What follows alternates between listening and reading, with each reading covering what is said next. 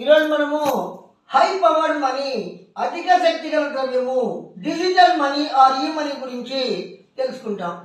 High powered money అంటే Reserve Bank of India కంట్రీలో issue చేసే కాయిన్స్, కరెన్సీ నోట్ని హై పవర్డ్ మనీ అంటారు.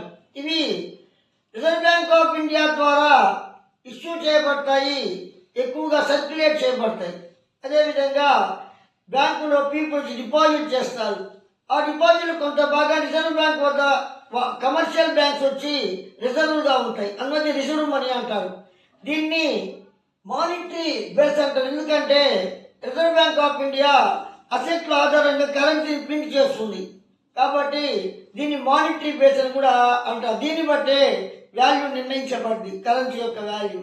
దీన్ని క్రెడిట్ క్రియేషన్ ఆధారంగా చెప్పచ్చు. క్రెడిట్ క్రియేషన్ అంటే నీకు ₹1,00,000 డిపాజిట్ 10 lakhs డిపాజిట్గా అయిపోతుంది. అందువల్ల ఆ క్రెడిట్ క్రియేషన్ జరగాలంటే మానిటరీ బేస్ అనేది ఉండాలి. ఆ మానిటరీ బేస్ వల్ల క్రెడిట్ క్రియేషన్ అనేది జరుగుతుంది. Digital money or e money ఇది ఫిజికల్ ఫామ్లో ఉండదు, ఎలక్ట్రానిక్ ఫామ్లో ఉంటుంది. కాబట్టి ఈ రూపీ ఎగ్జాంపుల్గా చెప్పచ్చు. అదేవిధంగా క్రిప్టో కరెన్సీ ఎగ్జాంపుల్గా చెప్పచ్చు. ఇక్కడ ఈ యొక్క కరెన్సీ వచ్చి క్రిప్టో ఆన్లైన్లో జరుగుతుంది, ఎలక్ట్రానిక్ రూపంలో జరుగుతుంది, ఎలక్ట్రానిక్ రూపంలోనే ఇస్తారు. ఇలా దీన్ని డిజిటల్ మనీ అంటారు. ఇది మోడర్న్ కరెన్సీగా చెప్తారు. కేంద్ర బ్యాంకు ద్వారా జారీ చేయబడి ప్రజల వద్ద ఉండే కరెన్సీ నోట్లు, నాణ్యాలు, వాణిజ్య బ్యాంకుల వద్ద ఉండే డిపాజిట్లు, కేంద్ర బ్యాంకు వద్ద ఉండే రిజర్వ్ ఇది వీటంతా కూడా మన అధిక శక్తి గల ద్రవ్యం అంటారు.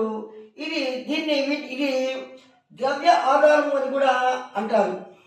అంటే కరెన్సీని ముద్రించాలంటే ఒక ద్రవ్య ఆధారం అనేది ఉండాలి, దాన్ని బట్టి వాల్యూ నిర్ణయించబడింది. ఇది ప్రపంచ ద్రవ్యానికి ఆధారంగా చెప్పచ్చు. డిజిటల్ ద్రవ్యము, ఈ ద్రవ్యము డిజిటల్ ద్రవ్యం అనేది ఎలక్ట్రానిక్ రూపంలో ఉంటుంది, భౌతిక రూపంలో ఉండదు.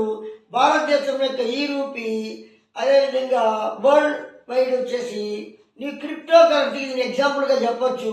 ఎలక్ట్రానిక్ రూపంలోనే ప్రైస్ నిర్ణయించబడింది, ఫిజికల్గా ఉండదు.